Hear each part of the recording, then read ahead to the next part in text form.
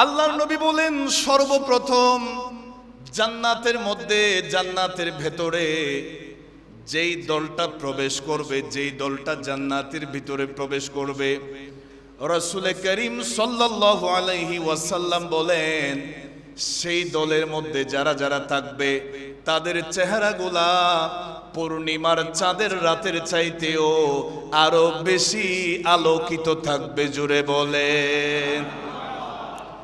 আল্লাহর নবী তারপরে বলেন, লা ইয়াবসুকুনা ফিহা।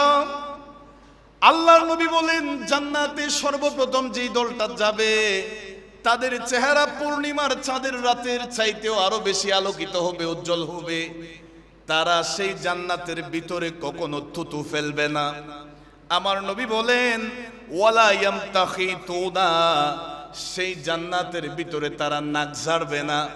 আমার বাবারা ভাইয়েরা মনোযোগ দিয়ে খেয়াল করেন, আল্লাহর নবী তারপরে বলেন, ওয়ালা ইয়াতাগাওয়াতুনা। রাসূল করিম সাল্লাল্লাহু আলাইহি ওয়াসাল্লাম বলেন, জান্নাতি যারা হবে, জান্নাতের ভিতরে যারা যেতে পারবে, তাদের প্রাকৃতিক কোনো হাজতের প্রয়োজন হবে না, পায়খানা প্রস্রাবের কোনো প্রয়োজন হবে না। এরপরে আল্লাহর নবী বলেন, আনিয়াতুহুম ফিহা যাহাবা। আল্লাহর নবী বলেন, সেই জান্নাতের ভিতরে তাদেরকে স্বর্ণের পাত্র দেওয়া হবে, স্বর্ণের পাত্র দেওয়া হবে। আমশাতুহুম মিনাজ যাহাবি ওয়াল ফিদ্দা।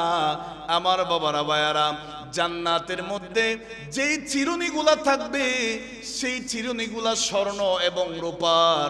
আল্লাহর নবী তারপরে জান্নাতের বর্ণনা দিচ্ছেন, ওয়ামাজামিরুহুমুল আলুওয়া। রাসূল করিম সাল্লাল্লাহু আলাইহি ওয়াসাল্লাম বলেন, তাদের যেই জান্নাতীদের ধূপ জ্বালানোর যেই পাত্রটা থাকবে, আমার বাবারা ভাইয়ারা, সেই ধূপ জ্বালানো পাত্রের ভিতরে আমার আল্লাহ সুগন্ধময় কাঠ দিবেন। সেই জায়গা থেকে তারা সেখান থেকে ঘ্রাণ নিতে থাকবে। জুড়ে বলেন। আল্লাহর নবী তারপরে বলেন, ওয়ারাশহুমুল মিসকু। জান্নাতি মানুষদের শরীর থেকে ঘাম ঝরবে, সেই ঘামের ভিতরে কোনো গন্ধ থাকবে না। আমার বাবারা ভাইয়ারা, জান্নাতীদের ঘামগুলা মিস্ক আম্বরের চাইতেও আরো বেশি সুঘ্রাণ হবে। রাসূল করিম সাল্লাল্লাহু আলাইহি ওয়াসাল্লাম বলেন, ওয়ালিকুল্লি ওয়াহিদিন মিনহুম যাওজাতানি। প্রতিটা জান্নাতীকে দুইজন করে স্ত্রী দেওয়া হবে। মনোযোগ দিয়ে খেয়াল করবেন, আরো বিভিন্ন রিওয়ায়াতে অনেকের বিষয় আছে, অনেক হুরে গালমানের বিষয় আছে। এই হাদিসের মধ্যে আল্লাহর নবী বলেন, জান্নাতীদের প্রত্যেকের দুইজন করে স্ত্রী থাকবে। আল্লাহর নবী বলেন, ইউরা মুখু সাওকিহিমা মিন ওয়ারাইল লাহমি মিনাল হুসনি। এই স্ত্রীগুলা এত বেশি সুন্দর, এত বেশি রমণী, নেককার বান্দিনী।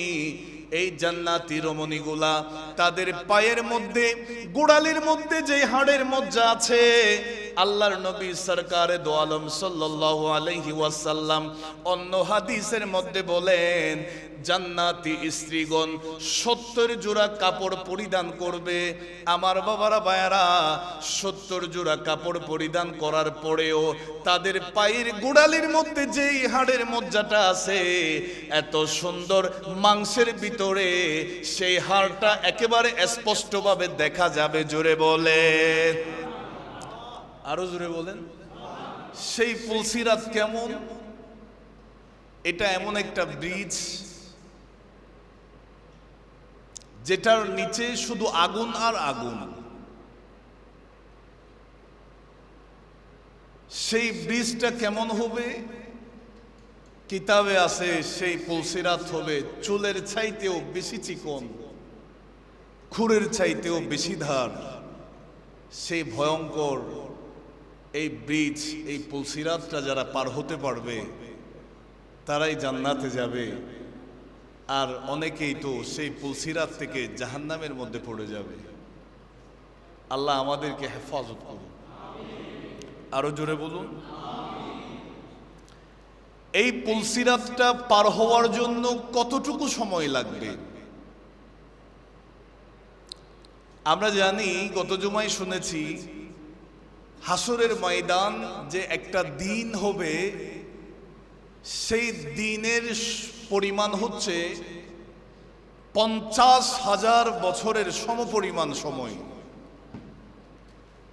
আর পুলসিরাত এমন একটা ব্রিজ, যেই ব্রিজটা পার হওয়ার জন্য সময়ের প্রয়োজন হচ্ছে, যেই ব্রিজটার আয়তন দৈর্ঘ্য যেই লম্বা যে পরিমাণ, এটা 15,000 বছরের সমপরিমাণ সময়। বলি না আল্লাহু আকবার। 15,000 বছরের সমপরিমাণ সময়ের রাস্তা হলো এটা পুলসিরাত, এই ব্রিজটা। জোরে বলি না আল্লাহু আকবার। মনোযোগ দিয়ে খেয়াল করবেন। এই পুলসিরাত অনেকভাবে পার হবে। কেউ বাতাসের ন্যায় দ্রুত গতিতে পার হবে, কেউ বিজলির ন্যায় পার হবে। আবার এই পুলসিরাত অনেক আল্লাহওয়ালা রাসূলুল্লাহর আশিক যারা চোখের পলকে পুলসিরাত পার হয়ে জান্নাতে চলে যাবে। আর একটু জোরে বলুন। কিভাবে আমরা চোখের পলকে পার হতে পারবো? আল্লাহর নবীর একটা হাদিস, যেটা আল জামি উস-সাগীর কিতাবের মধ্যে 5191 নম্বর হাদিস। মনোযোগ দিয়ে খেয়াল করবেন, আল্লাহ আমাদেরকে আমল করার তৌফিক দান করুন। আল্লাহর নবী বলেন, আস-সালাতু আলাইয়া নূরুন আলা সিরাত। হে আমার উম্মতেরা, তোমরা যে আমি রাসূলুল্লাহর উপর দরুদ পড়ো, এই দরুদটা নবীজির উপর যেই দরুদ তোমরা পড়ো, এটা পুলসিরাতে নূর হিসাবে থাকবে। এই রাসূলুল্লাহর দরুদটা পুলসিরাতে আলো হিসাবে থাকবে। জোরে বলি না সুবহানাল্লাহ। আল্লাহর নবী বলেন, ফামান সাল্লা আলাইয়া ইয়াউমাল জুমআহ 80 মাররা। যে উম্মত আমি রাসূলুল্লাহর উপর জুমার দিন 80 বার দরুদ পড়বে। কয়বার? যেই উম্মত আমি নবীর উপর আমি রাসূলুল্লাহর মহব্বত নিয়ে 80 বার দরুদ পড়বে, নবীজি বলেন, গুফিরাত লাহু যুনুবু 80 আমান। আমান, আল্লাহর নবী বলেন, আমার সেই উম্মতের 80 বছরের গুনাহ মাফ করে দেওয়া হবে। বলি আল্লাহু আকবার। আজকে আমরা জানলাম, বুঝলাম, রাসূলুল্লাহর হাদিস মোতাবেক নবীজির উপর দরুদ পড়া এটা পুলসিরাত পার হওয়ার জন্য সহায়ক। নবীর মহব্বতে দরুদ পড়বেন, এই দরুদ পুলসিরাত পার হওয়ার জন্য আপনার আমার কাজে লাগবে। আল্লাহ আমাদেরকে বেশি বেশি দরুদ পড়ার তৌফিক দান করুন। আরো জোরে বলেন। এই পুলসিরাত থেকে দুইটা ঠিকানা, কেউ জান্নাতে যাবে, আবার কেউ জাহান্নামে যাবে। আজকে আমরা জানবো, শুনবো জান্নাতীদের বর্ণনা। জান্নাতে আমাদের যারা আমরা সৌভাগ্যবান জান্নাতে যাব, জান্নাতে কেমন হবে। কোরআনুল কারীমের সূরা কাহফ এর 107 নম্বর আয়াতে কারীম আমি তেলাওয়াত করেছি এবং 108 নম্বর আয়াত তেলাওয়াত করেছি। আল্লাহ বলেন, ইন্নাল্লাযীনা আমানু, নিশ্চয়ই যারা ঈমানদার, যারা মুমিন, ওয়া আমিলুস সলিহাত, এবং সৎ কাজ করে, ভালো আমল করে, নেক আমল করে, কানাত লাহুম জান্নাতুল ফিরদাউসি নুজুলা। আল্লাহর নবী বলেন, ফেরদৌসের বাগানে, অর্থাৎ তাদের জন্য জান্নাতুল ফেরদৌসের ভিতরে আপ্যায়নের ব্যবস্থা আছে, মেহমানদারির ব্যবস্থা রেখেছে আল্লাহ। জোরে বলি সুবহানাল্লাহ। আর একটু জোরে বলেন। যারা ঈমানদার, যারা ভালো কাজ করে, তাহলে এখান থেকে আমরা বুঝলাম জান্নাতে যাওয়ার জন্য প্রথম শর্ত হলো ঈমানদার হওয়া লাগবে এবং নেকির পাল্লা ভারী হতে হবে, নেক আমল করতে হবে। এরপরে আমার আল্লাহ কি বলেন, খালিদিনা ফিহা, সেই জান্নাতে তারা স্থায়ীভাবে থাকবে, কিছুক্ষণের জন্য নয়, কিছু দিনের জন্য নয়, কিছু বছরের জন্য নয়। জান্নাতে যারা যাবে তারা স্থায়ীভাবে থাকতে পারবে। জুড়ে বলি। এরপরে আমার আল্লাহ বলেন, লা ইয়াবগুনা আনহা হিওয়ালা। আল্লাহ তাআলা বলেন, সেখানে যারা একবার ঢুকছে তারা অন্য জায়গায় বের হওয়ার জন্য আর চাইবে না। একবার যে ঢুকতে পারছে সে আর বের হবে না। জোরে বলিন আল্লাহু আকবার। ওই যে আমরা হযরতে ইদ্রিস আলাইহিস সালামের যে আলোচনা আমরা শুনেছি, আল্লাহর নবীর যে মেরাজের আলোচনায় আমি এই মসজিদেও করেছিলাম এই আলোচনাটা। ইদ্রিস নবী আল্লাহর কাছে ফরিয়াদ করলেন, কিতাবুল মেরাজে এই আলোচনাটা আল্লামা আবুল কাসেম কুশাইরি রহমতুল্লাহি আলাইহি কোট করেছেন যে ইদ্রিস আলাইহিস সালাম ফরিয়াদ করলেন, আল্লাহ জান্নাতে যাব। আল্লাহ তাআলা জিবরিল আমিনের মাধ্যমে জান্নাতে নিয়ে গেলেন। ইদ্রিস আলাইহিস সালাম থেকে গেছেন, জমিনে আর আসেন নাই। এখনো ইদ্রিস নবী জান্নাতে আছে। জোরে বলিন আল্লাহু আকবার। জান্নাতে যারা যেতে পারবে, যারা যাবে, তারা আর কোথাও যাইতে তাদের মন সেখানেই থেকে যাবে। এটা আমার আল্লাহর ফয়সালা। এখন আসুন সূরা হামিম সাজদা এর ৩১ নম্বর আয়াতের অংশে আল্লাহ বলেন, ওয়ালাকুম ফিহা মা তাশতাহি আনফুসুকুম, জান্নাতে তোমাদের জন্য রয়েছে যা কিছু তোমাদের মন চাই, আল্লাহ সব কিছু জান্নাতে রেখেছেন।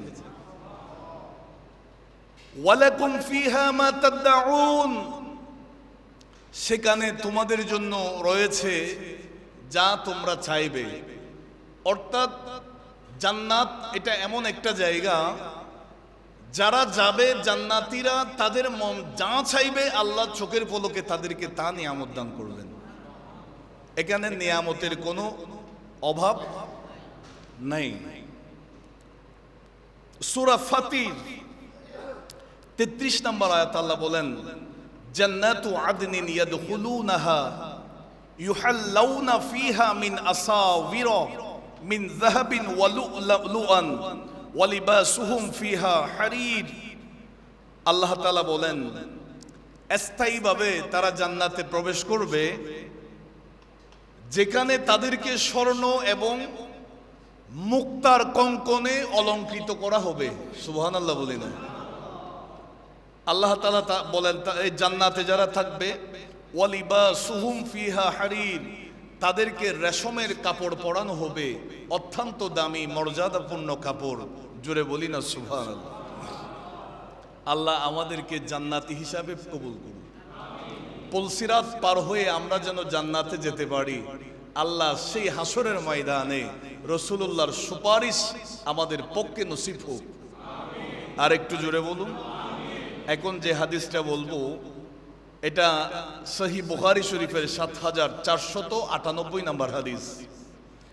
আন আবি হুরাইরা রাদিয়াল্লাহু তাআলা আনিন নবী সাল্লাল্লাহু আলাইহি ওয়াসাল্লাম قال, আল্লাহর নবী নূরানী জবান ইরশাদ করেন, قال الله تبارك وتعالى, আল্লাহর নবী বলেন, আল্লাহ তাআলা বলেন, এই হাদিসটা হাদিসে কুদসি, আ'দাদতু লিইবাদিস সালিহিন,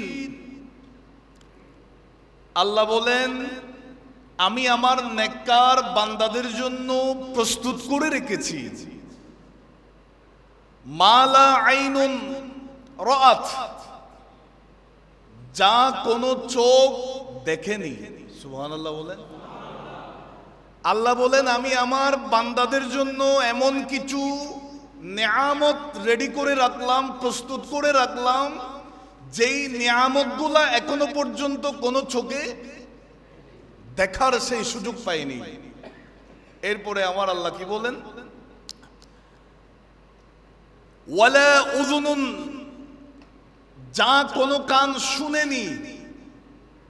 আল্লাহ তারপরে বলেন সামিআত ওয়ালা খাতারা আলা কলবি বাশারিন, এখনো পর্যন্ত যা কোনো মানুষের কল্পনায়ও আসেনি, এমন নিয়ামত আমি জান্নাতীদের জন্য রেডি করে রেখেছি। বলি আল্লাহু আকবার। আল্লাহ আমাদের সকলকে কবুল করুন। আল্লাহর নবী সরকারে দু আলম সাল্লাল্লাহু আলাইহি ওয়াসাল্লামের হাদিস।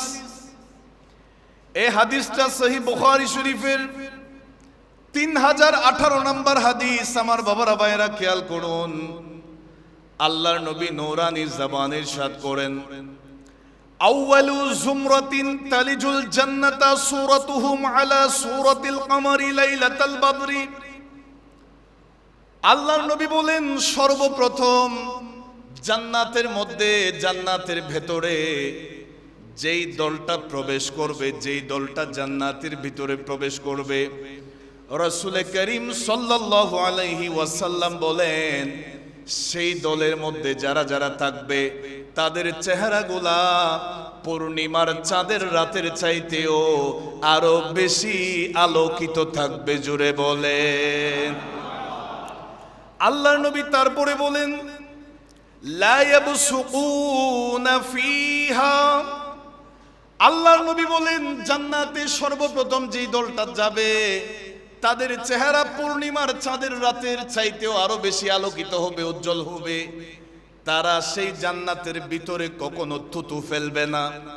আমার নবী বলেন ওয়ালা ইয়ামতাখিতুনা, সেই জান্নাতের ভিতরে তারা নাক ঝাড়বে না।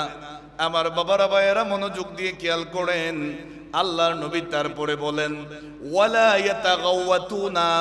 রাসূল করিম সাল্লাল্লাহু আলাইহি ওয়াসাল্লাম বলেন জান্নাতি যারা হবে, জান্নাতের ভিতরে যারা যেতে পারবে তাদের প্রাকৃতিক কোনো হাজতের প্রয়োজন হবে না, পায়খানা প্রস্রাবের কোনো প্রয়োজন হবে না। এরপরে আল্লাহর নবী বলেন আনিয়াতুহুম ফিহা যাহাব।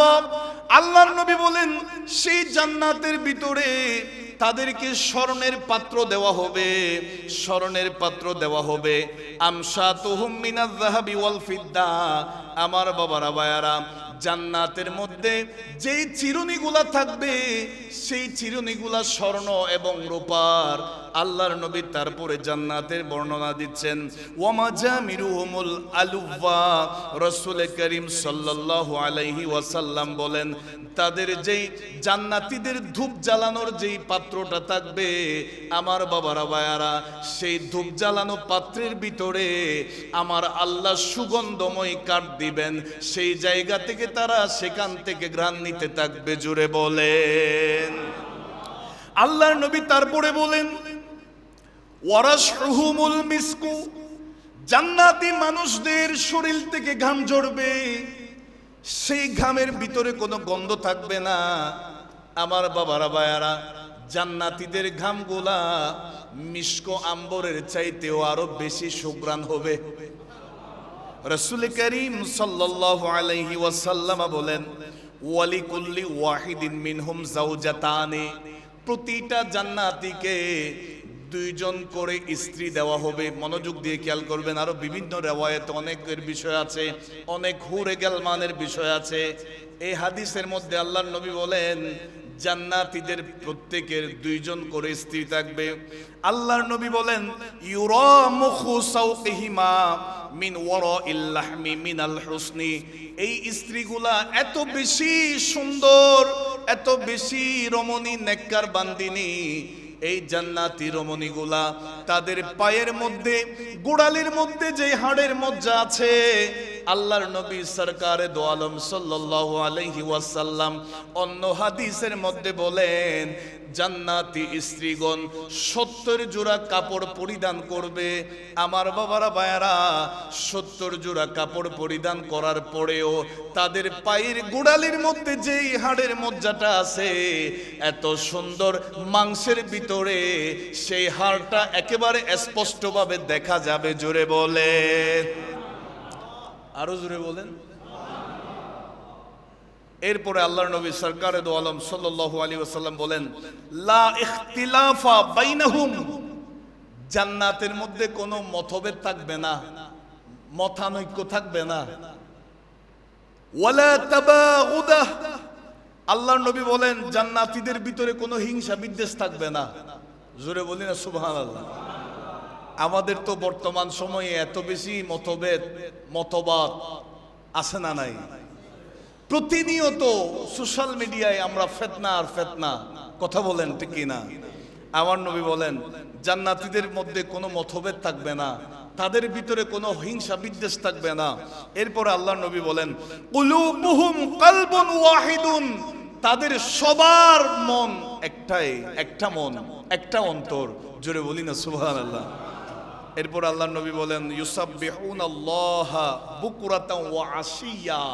জান্নাতীরা সকাল সন্ধ্যা আল্লাহর জিকিরের মধ্যে, আল্লাহর তাসবিহের মধ্যে থাকবে। বলি আল্লাহু আকবার। আল্লাহ পাক আমাদের সকলকে জান্নাতি হিসাবে কবুল করুন। আর একটু জোরে বলুন। আমার নবী আমাদেরকে দোয়া শিখিয়ে দিয়েছেন, হে আমার উম্মতেরা, তোমরা আল্লাহর কাছে জান্নাত চাইলে জান্নাতুল ফেরদৌসের আশা করবা, জান্নাতুল ফেরদৌস পাওয়ার জন্য দোয়া করবা। কারণ জান্নাতুল ফেরদৌস সেই জান্নাত যেখানে আল্লাহর নবীর সাহাবায়ে কেরামরা থাকবেন। জান্নাতুল ফেরদৌস সেই জান্নাত যেখানে রাসূলুল্লাহর আহলে বাইতরা থাকবে, আম্বিয়া কেরামরা অবস্থান করবেন। চিৎকার দিয়ে বলি না সুবহানাল্লাহ। আরেকটা হাদিস শরীফ আমরা খেয়াল করি, যেটা সহিহ বুখারীতে 3251 নম্বর হাদিস। আন আনাস ইবনে মালিক রাদিয়াল্লাহু তাআলা আনিন নবী সাল্লাল্লাহু আলাইহি ওয়াসাল্লাম قال, রাসূল করিম সাল্লাল্লাহু আলাইহি ওয়াসাল্লাম বলেন, ইন্না ফিল জান্নাতি লাশাজারাতান ইয়াসিরুর রাকিবু ফি যিল্লিহা মিআতা আমিন লা ইয়াকতাউহা। আল্লাহর নবী বলেন, জান্নাতে এমন একটা গাছ আছে যেই গাছের ছায়া কোন একজন আরোহী 100 বছর চললেও সেই গাছের ছায়াটা শেষ করতে পারবে না। আর একটু জোরে বলেন। বিষয়টা মনে হয় এখনো বোঝা আসে নাই। আমার নবী হাদিসে বুখারীতে এই হাদিসটা আছে, নবীজি বলেন, জান্নাতে এমন একটা গাছ আছে, ওই গাছের ছায়া এত বৃহৎ, এত বিশাল আকার, দ্রুতগামী কোন গোড়া যদি 100 বছরও চলতে থাকে, সেই গাছের ছায়া শেষ করতে পারবে না। বলিন আল্লাহু আকবার। হযরতে জুনাইদ বাগদাদী রাদিয়াল্লাহু তাআলা আনহুকে এক ইহুদি আলেমে প্রশ্ন করছে, হুজুর, আপনার কাছে জানতে চাই, ইসলাম ধর্মে আছে জান্নাতে এমন একটা গাছ আছে যেই গাছটা সব জায়গার মধ্যে ছায়া দিবে। হুজুর, এটা কেমনে হয়? এত গাছ তো দুনিয়ার মধ্যে কোথাও নাই। কোন একটা ন্যূনতম একটা এলাকার মধ্যে ছায়া দিছে, এমন গাছও তো নাই। জান্নাতে এটা কেমনে সম্ভব? হযরতে জুনাইদ বাগদাদী রাদিয়াল্লাহু তাআলা আমাদেরকে এই শিক্ষাটা দিয়েছেন। ওই ইহুদি আলেমকে এভাবেই জবাব দিলেন যে বাংলাদেশের মানুষ সূর্যের আলো পায়, সারা পৃথিবীর যতগুলা কান্ট্রি আছে সব কান্ট্রির মানুষগুলা একটা সূর্যের আলো পায়। সূর্য হচ্ছে একটা, আলো দেয় সব জায়গায়। যেই আল্লাহ একটা সূর্যের মাধ্যমে সারা পৃথিবীতে আলো দিতে পারে, সেই আল্লাহ একটা গাছের মাধ্যমে সারা জান্নাতকে ছায়া দিতে পারে। জুড়ে বলেন।